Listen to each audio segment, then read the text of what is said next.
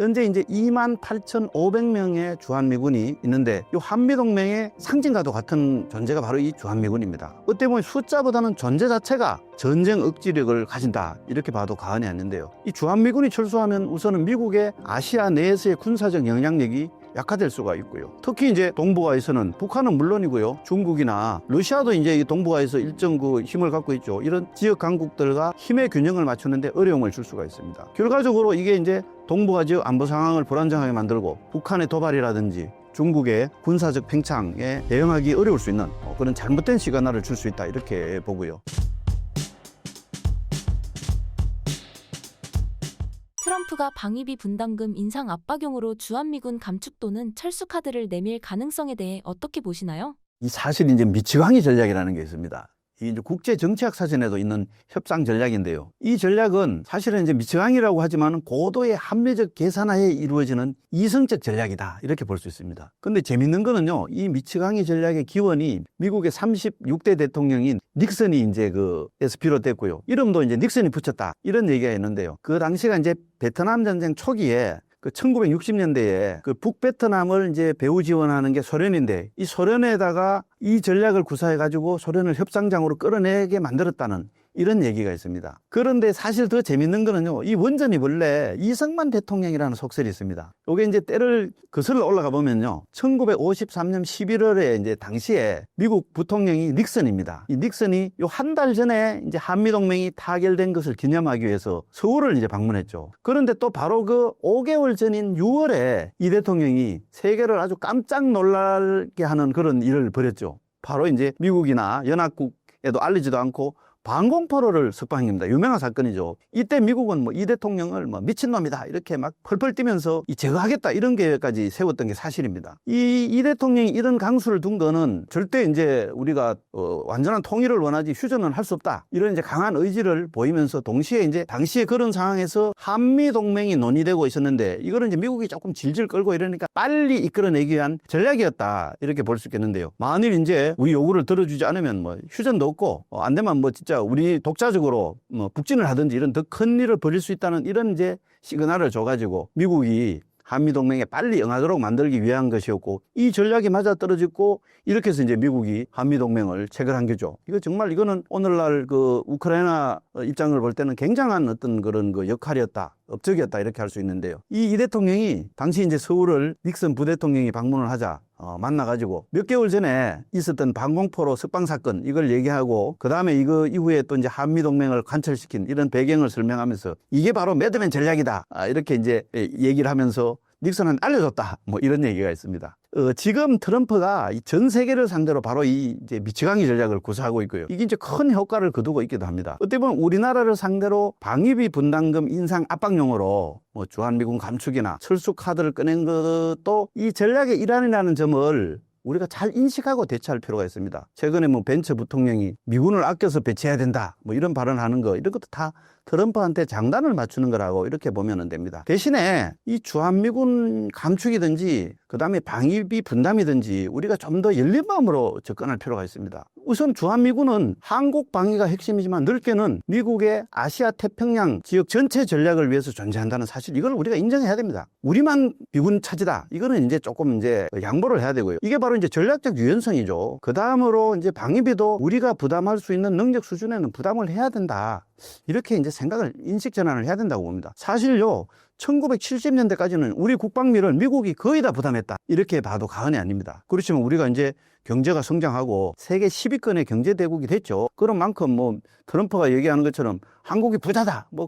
그 정도는 아니지만은 지나치게 주한미군 주둔 비용 부담 여기에 너무 인색해서는 미국과 괜히 손해만 볼 수도 있다. 이런 생각을 갖고 있습니다. 주한미군과 한미동맹의 전략적 중요성은 어떻게 평가하시나요? 이 한미동맹은 사실 이제 6.25 전쟁 당시에 세계에서 가장 가난하고 힘없는 나라인 대한민국이 세계에서 가장 부유하고 힘이 센 미국하고 동등한 입장에서 맺은 군사동맹입니다. 이런 한미동맹이 있었기 때문에 미군을 그 이후에 한국당에 계속 묶어둘 수가 있다고 봐야 되죠. 이렇게 이제 국가 안전이 보장되면서 대한민국이 바로 경제 발전에 매진할 수 있었고요. 외국 자본들도 미국이 보정을 서니까 안심하고 한국에 투자를 했습니다. 사실 이번에 이제 자기보다 강한 나라, 핵을 가진 이제 러시아하고 국경을 맞대고 있던 이 우크라이나가 동맹 없이 당한 서름을 생각하면요, 이 한미 동맹이 얼마나 중요한지를 잘 알 수가 있습니다. 우크라이나가 나토 가입에 목을 매는 이유가 바로 이거죠. 현재 이제 28,500명의 주한미군이 있는데 이 한미동맹의 상징과도 같은 존재가 바로 이 주한미군입니다. 어떻게 보면 숫자보다는 존재 자체가 전쟁 억지력을 가진다, 이렇게 봐도 과언이 아닌데요. 사실 이제 우리가 미군정을 거쳐서 대한민국 정부가 수립되고 나서 주한미군이 철수를 했죠. 바로 이거를 이제 기회로 삼아가지고 김일성이 당시에 이제 주한미군 때문에 망설이고 있던 김일성을 찾아가지고 남침 사인을 받았던 거, 이걸 생각하면은 충분히 그 중요성은 인정을 할 수가 있습니다. 주한미군 철수가 미국과 한국에 미치는 영향은 각각 어느 정도인가요?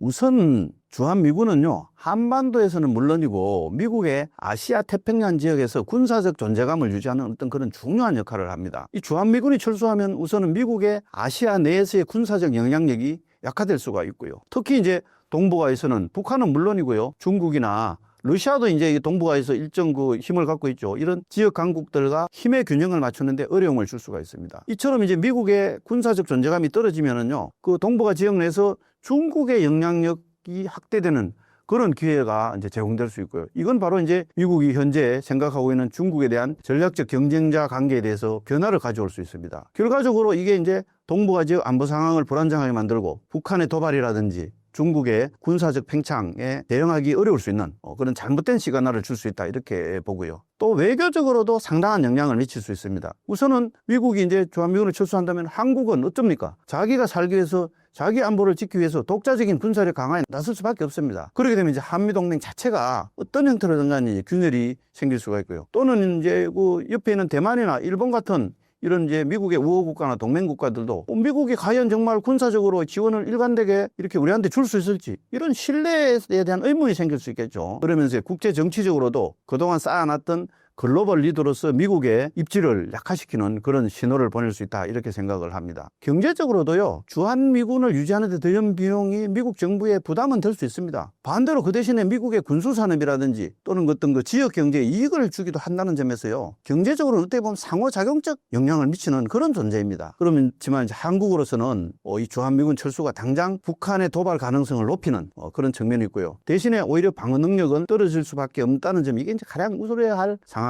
미국이 갖고 있는 첨단 장비라든지 합동 군사훈련, 이런 거를 직접적으로 대처하기가 어려운 상황에서 주한미군이 제공하고 있는 그런 억제 효과에 대한 공백을 메우려면요, 결과적으로 국방 예산을 지금보다도 더 늘려야 됩니다. 이게 바로 이제 또 경제적 부담으로 바로 이어질 수 있죠. 그리고 주한미군 철수를 하게 되면 양국 간의 군사적 협력 방식에 변화가 불가피합니다. 지금은 같이 합동 군사훈련도 하고 정보도 바로바로 서로 공유하고 이러는데, 그러면 이제 한미동맹 자체가 약화될 소지가 있거든요. 이 한미동맹이라는 게 단지 이제 그 군사적 협력에만 국한되지 않고요, 경제적인, 외교적인 측면에서 굉장히 중요한 역할을 하죠. 그러면서 미군 철수가 이제 미국하고 그다음에 대한민국 간의 신뢰, 협력 관계에 또 다른 어떤 변화를 불러일으킬 수 있다, 이렇게 봅니다. 이거는 이제 다른 주변 국가인 일본, 중국, 러시아 이런 나라들하고 외교적 관계도 중요한 여러 가지 이제 변화를 초래할 수 있게 되고, 특히 이제 우리는 그동안 중국이나 러시아의 관계에 있어서 그동안 미국을 의식해서 하지 못했던 조금 더 자주적이고 독립적인 자세도 취해야 된다, 이런 이제 여론이라든지 필요성이 더 강해질 수가 있고요. 결과적으로 한국의 이제 외교적 입지라든지 이 전략적 선택에 어떤 형태로든 간에 변화를 가져올 가능성이 크다고 봅니다. 그 외에도 이제 한국에서 그 경제에 미치는 영향력도 크죠. 당장 주한미군 기지와 관련된 인프라가 있고요. 그 다음에 미군과 관련된 산업 이런 게 이제 여전히 있는데, 이게 이제 일자리라든지 경제적 타격으로 이어질 수가 있습니다. 그리고 만약에 이제 한반도 전쟁 위험성이 그만큼 높아지죠. 그러면서 외국 투자 자체가 감소할 수도 있고요. 북한에 지금까지 있었던 그런 군사적 도발이나 예기치 못했던 위기가 발생하면은 외국이나든지 심지어는 우리나라 자본이 해외로 유출되는 이런 현상도 심각하게 나타날 수 있다고 봅니다. 또한 우리나라 한국 내에서 이제 가장 우려스러운 건 흔히 남남 갈등이라고 하죠. 정치적이라든지 경제적이라든지 이런 군사적 갈등이 유발될 수 있고, 이게 이제 뭐 다양한 정치 세력이라든지 지역 주민, 사회 집단 간의 갈등으로 확산될 수 있습니다. 이게 이제 어떻게 보면은 어떻게 이 갈등을 관리하느냐가 한국 사회의 중요한 과제로 부상할 수 있다고 이렇게 보여집니다. 그렇다면 현재 주한미군의 역할은 어떠한가요? 이 주한미군의 뭐 가장 핵심적인 임무는 북한의 군사적 도발을 억제하고 방어하는 겁니다. 그 중에서도 가장 중요한 것은 현재로서는 북한 핵 위협에 대한 확장 억제다, 이렇게 보면 되겠는데요. 그렇지만 이제 국제 정치적으로 조금 더 넓혀서 보면요, 북 주한미군의 역할을 북한 위협 대응만으로는 한정 지을 수 없는 부분이 있습니다. 사실 이제 냉전이 끝나고 한반도에서 군사적 긴장이 조금 그래도 완화됐다고 봐야 되죠. 그런 측면에서 주한미군이 이제 단순하게 한반도 방위에만 집중하지 않고 조금 더 넓은 지역으로 넓혀서 적극적인 군사 활동을 지원하는 그런 전초기지 역할로 이렇게 이제 자리매김을 하게 됩니다. 사실 21세기 들어서 미국의 이제 군사 전략이 기동성이라든지 그 전 세계적 배치를 중시하는 쪽으로 이렇게 이제 변했는데요. 그런 측면에서 보면 주한미군은 한반도를 넘어서 아시아 태평양 지역은 물론이고요, 심지어는 중동, 유럽과 같은 이런 글로벌 차원에서 군사적 기동성을 확대하는 데까지 확장되었다고 볼 수 있습니다. 이 중에서 포인트는 역시 이제 아시아 태평양 지역에서의 군사적 유연성 확보라고 할 수 있죠. 미군 자체가 한국의 주둔함으로써 아시아 지역 내에 일본도 있고요, 대만도 있고요, 필리핀이라든지 이런 다른 나라와 군사적 협력이라든지 유사시에 신속한 대응을 가능하게 하는 거죠. 우리가 이제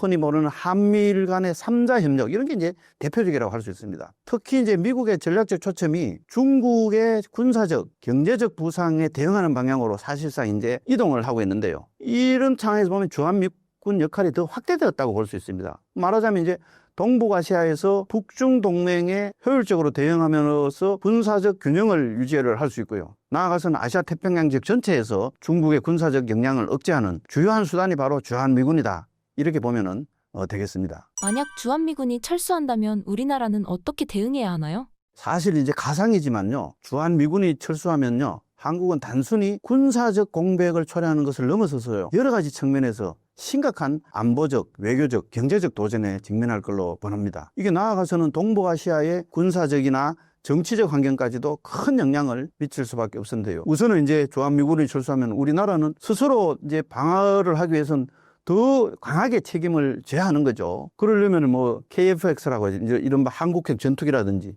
뭐 천궁 같은 미사일 방어 시스템을 비롯해가 첨단 무기를 대폭 이제 확대를 할 수밖에 없고요. 특히 이제 대북 정찰 자산, 기타 이제 재래식 군사력을 뭐 확충해야 됩니다. 그만큼 국방비도 늘려야 되겠죠. 병력 증강을 위해서는 지금 계속 줄어왔던 이제 군 복무 또 연장을 하고요. 예비군 훈련도 정말 뭐 속된 말로 빡세게 이렇게 강화를 해야 됩니다. 나아가서 주한미군 철수는 궁극적으로 핵 우산을 잃는 결과로 이어질 수가 있습니다. 이게 현실화된다면 어떤 식으로든 간에 미국이라든지 국제사회하고 핵 공유를 통해 가지고 핵 억제력을 확보를 해야 되고요. 궁극적으로는 국제사회의 제재를 무릅쓰고라도, 그러면 이제 국민 고통이 엄청난 고통이 생길 때 이걸 감내하고라도 자체 핵 개발에 나서야 할 이런 지경입니다. 이런 이제 핵 개발 논의가 조금만 돼도 되는데도 미국이 최근에 대한민국을 뭐 민간 국가로 이렇게 이제 지정하고, 이런 굉장히 민감한 문제죠. 또한 이제 주한미군 철수로 인해서 발생하게 될 그 한미 동맹의 균열 가능성을 방지하기 위해서는요, 한미 간의 외교적 협력 관계를 다시 정립을 해서 상호 군사 협력을 잘 유지하고 군사 훈련이라든지 특히 이제 정보 공유 이런 걸 계속해 나갈 수 있도록 한미 동맹의 기본 틀을 유지하기 위해서 계속 노력을 해야 된다, 이렇게 보겠습니다. 주한미군이 없어도 북한과의 전쟁에서 이길 수 있을 것으로 보시나요? 이 경년마다 국방백서라는 게 이제 발행을 합니다. 올해는 아직까지 나오지 않았는데요. 여기 보면 이제 무기 숫자로 보면은요, 숫자적으로만 딱 단순히 보면은요, 북한이 대체로 한국의 2배 이상입니다. 다만 이제 성능이나 기술력은 한국이 월등하다는데 뭐 이거는 이의가 없습니다. 현재 이제 북한의 전력 중에서 가장 무서운 거는 뭐 누가 뭐래도 핵무기입니다. 그렇지만 그 외에도 세계 3위 수준이 되는 행항 무기, 그 다음에 이제 휴전선 일대에 배치되고 있는 한 5,000여 문에 달하는 다련장 방사포, 이런 것들인데, 이 특히 이제 방사포는 시간당 1만 발 이상을 발사할 수 있기 때문에 북한이 만약에 기습 남침을 하면 가장 큰 위협이 될 소지가 있다, 이렇게 보고 있는데요. 다만 이제 이번에 28 전쟁이나 뭐 러브 전쟁이나 보면은 현대전의 양상이 이제 뭐 드론, 로봇 같은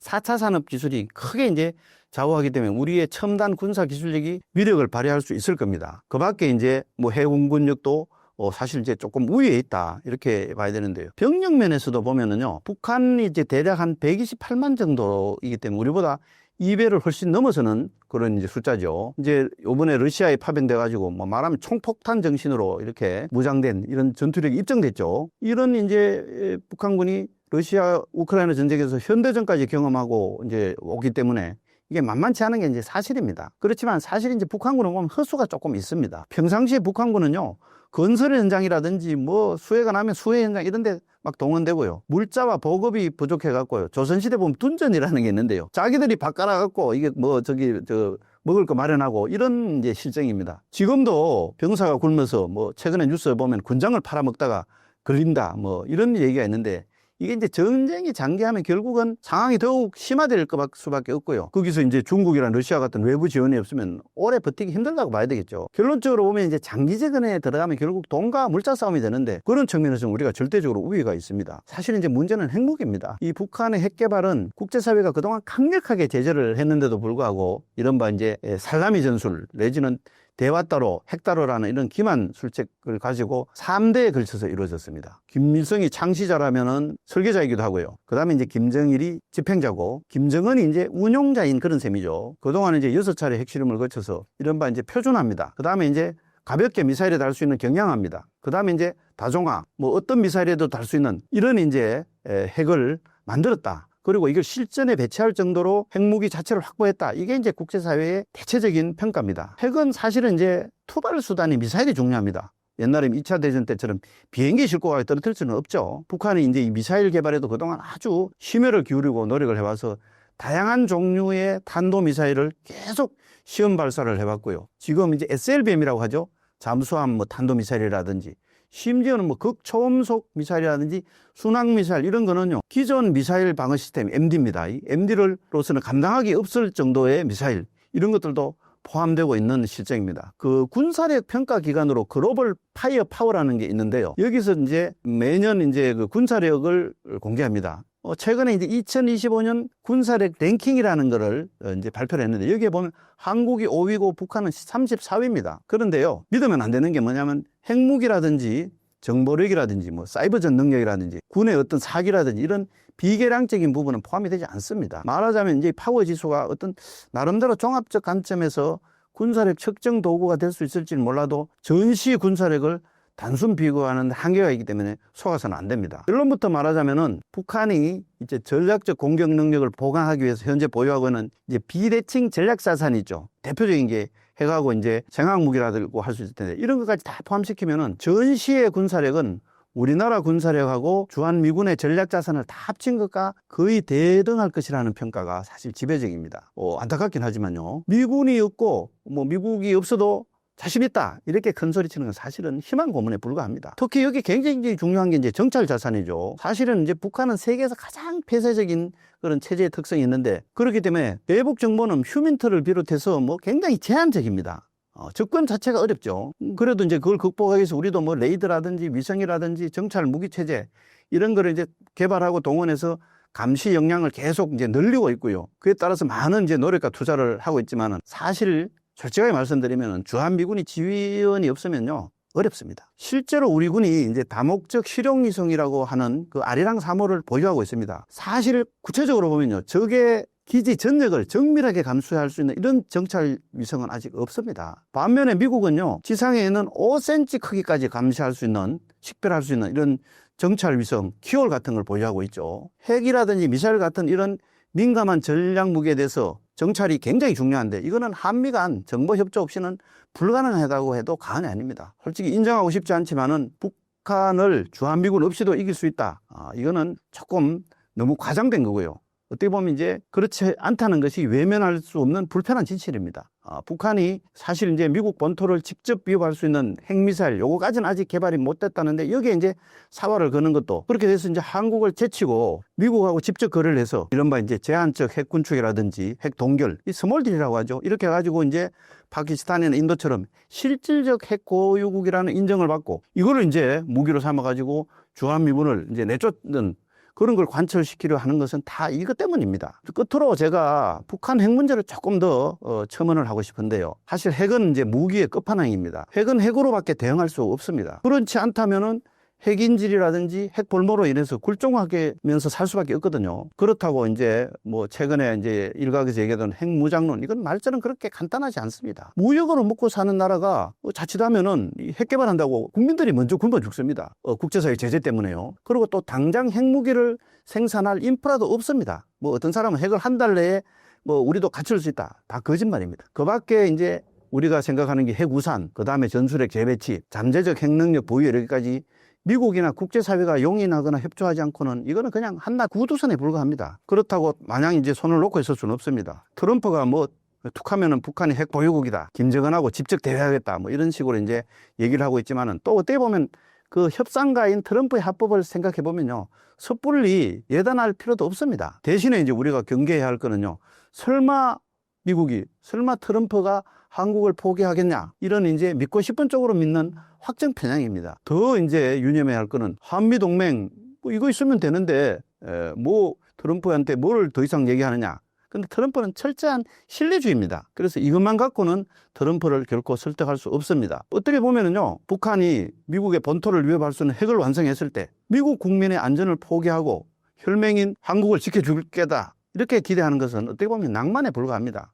그래서 지금으로선 가장 절실한 것이 코리아 패싱을 막는 겁니다. 미국이 북한하고 직접 대화해서 한국을 제치는 거죠. 이걸 막으려면은 어쨌든 간에 미국에서 갖고 있는 아시아 태평양 전략에서 대한민국이 얼마나 중요한지를 계속 부각하고, 우리가 가진 뭐 외교, 안보, 자산 이런 걸 총동원을 해야 할 겁니다. 지금은 이제 트럼프 2기가 들어서면서 전 세계가 가치와 선악보다는 힘과 국익이 지배하는 이런 냉혹한 국제 질서가 됐습니다. 과거 이제 2차 대전 이후에 세계 질서는 대체로 미국이 중심으로 서방 세계가 질서가 잡혀 있고, 그 다음에 미국이 어떤 하나의 방패 역할을 다 해줬습니다. 그런데 이제 이게 서서히 무너지고 있는 추세죠. 이런 이제 냉혹한 국제 질서에서 어쨌든 살아남는 게 중요합니다. 마지막으로 신사임당 구독자분들께 한 말씀 부탁드립니다.